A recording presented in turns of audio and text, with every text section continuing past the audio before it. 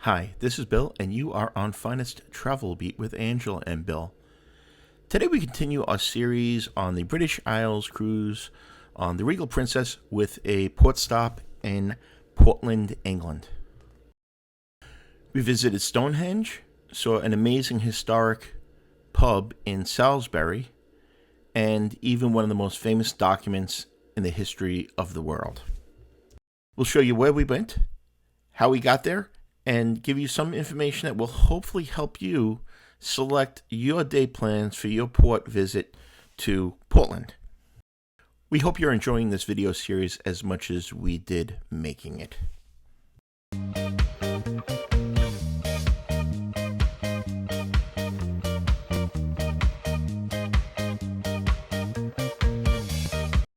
Again, thank you for watching. We hope you're enjoying these videos.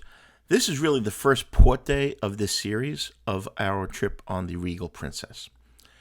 We did a Princess excursion for this one. We have used several of the vendors for this trip, so as the series goes on, we'll tell you a little bit about the pluses and minuses.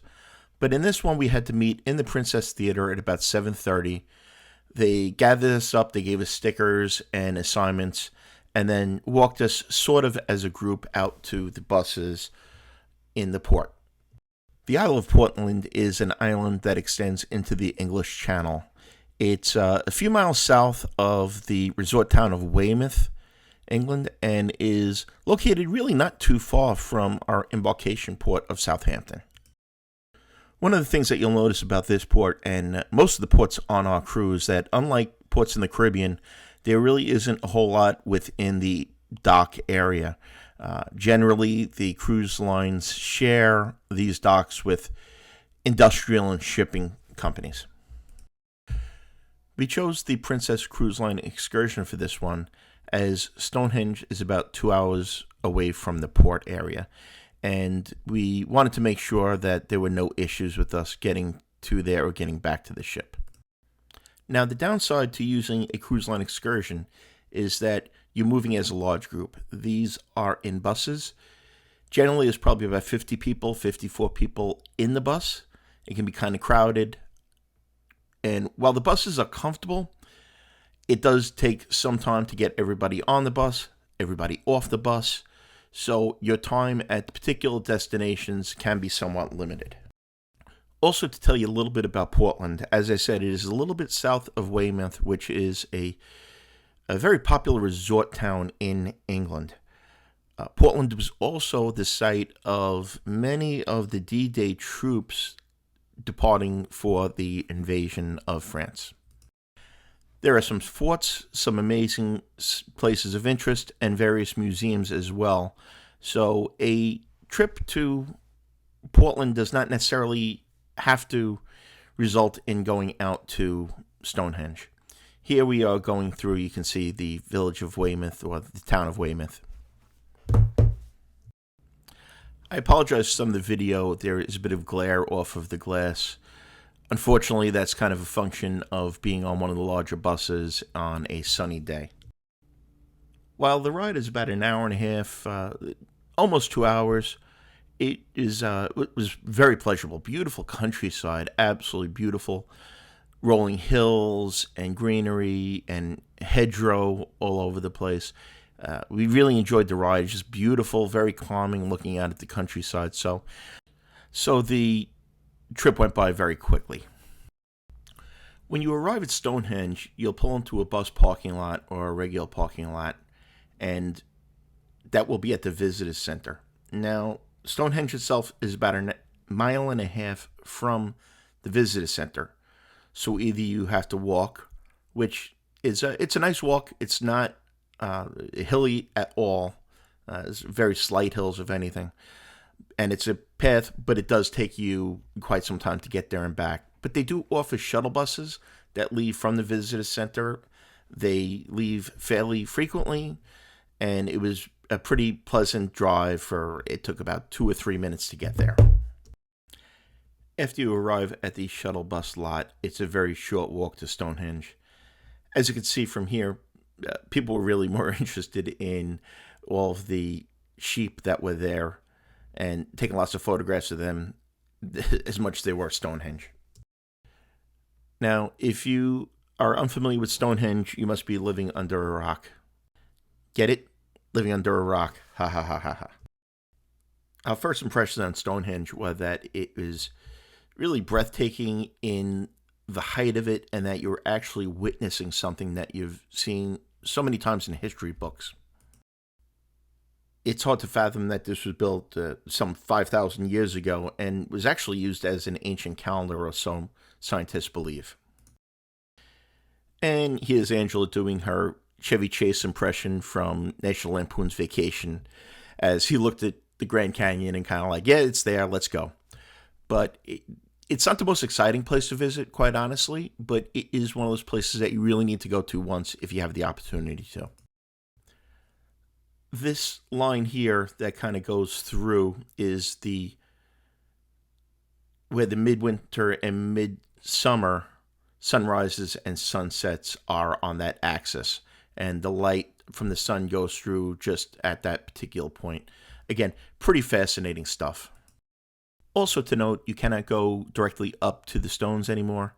There is a counterclockwise and clockwise path that probably takes about 10 to 15 minutes to walk around before heading back to the visitor center. And every tour in the museum ends in a gift shop. And as Angela noted, there is a gift shop on premises. Did not film inside the gift shop because it was jam-packed. I mean, crowded. There were several buses in, and it was difficult to even move around in there. So we got a couple little items, and then we went outside to this recreation of a Neolithic village, which would have been the way people lived, they believe, around the time that Stonehenge was being built. Using the Princess tour for this was fine, as we had plenty of time at the various locations we went to. We were not rushed at all. If we wanted to grab a little bit of food, they do have a cafe there as well. We could have. We just kind of walked around this village restoration a little bit, spent some time at the stones, and we're not rushed at all. They also had a replica of one of the stones laying on its side with the sled type system that they think may have been used to transport the stones. This was really interesting to give you a sense of how huge they really are, right up close, and what a massive undertaking it had to have been to try to move them. After leaving Stonehenge, we boarded the bus for the second part of our day, which was a visit to Salisbury, the village of Salisbury, and the Salisbury Cathedral. The village of Salisbury is absolutely gorgeous, and Salisbury Cathedral was breathtaking. The cathedral itself was built in the 1200s to around 1300, located on beautiful grounds, just absolutely amazing.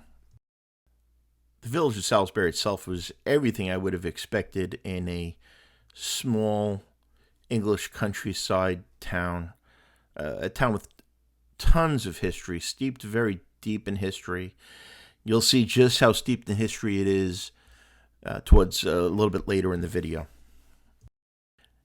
Now, if you've seen our video when we were in London a few days before this at Westminster Abbey, you'll understand how impressed Angela and I were with the old cathedrals in Europe and all the people that are buried within them, and the history within the walls and the artwork within the walls. As one notable, Edward Heath, who was a former British Prime Minister, is buried in Salisbury Cathedral. And there you can see is a little sneak peek of what I was telling you about before at the beginning of the video. Salisbury Cathedral holds one of only 4 original copies and considered to be the best surviving copy of the Magna Carta. Now, I won't be giving you history lessons again. You can look that up on the internet. But the Magna Carta is certainly one of the most historic documents in the world. For someone like myself that loves history and regrets not paying attention to it when I was in school, seeing right there an original copy of the Magna Carta was absolutely a phenomenal experience. I'm trying to remember how much free time we had to explore Salisbury Cathedral and the rest of the village of Salisbury. I'll tell you what we did do was when we got off the bus, they gave us tickets to go into the cathedral itself. They had been pre-purchased. That's something I talked to you about in other videos to make sure of when you are booking excursions that the tickets are included. But what we did while everybody was kind of going in to see the cathedral, because that was the main thing they wanted to see, I knew the Magna Carta was there, so we broke off, went to see the Magna Carta first, and by the time we got into the cathedral, as you could see, most of the crowd had left from our tour, and we had plenty of time to walk around and just enjoy the history and soak in the entire experience without being overly crowded. As I show you just a little bit more of the inside of Salisbury Cathedral, a couple of other tips to give you is make sure that you have comfortable walking shoes. The weather was beautiful when we were there. We didn't have any rain at all for the entire 12-day cruise, but definitely have comfortable walking shoes. All of the excursions are long days.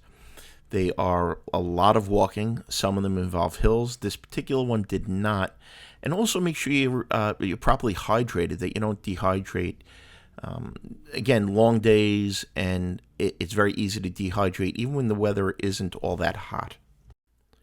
I took a lot of video from this entire trip for the most part, and unfortunately a lot of it's going to end up on the cutting room floor, so to speak, as I'm trying to keep these videos to 15 to 20 minutes, give you the information you need, but again, without taking up too much of your valuable time.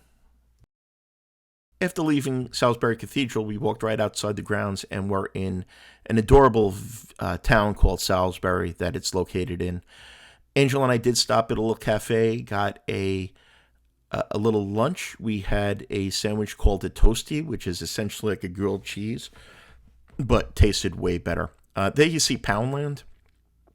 That's kind of like a dollar store that we have in the United States, except everything's a pound instead of a dollar. And yes, England is on the pound, not the euro. I had a little bit of equipment issues, so the next few are going to be slides, some photos that we took. But this was my absolute favorite stop of the day. We went into a local pub called the Hunch of Venison. The Hunch of Venison has been at this location since 1320. Even more impressive to me is the fact that this very pub is a location where Winston Churchill and Dwight David Eisenhower met to plan the D-Day invasion.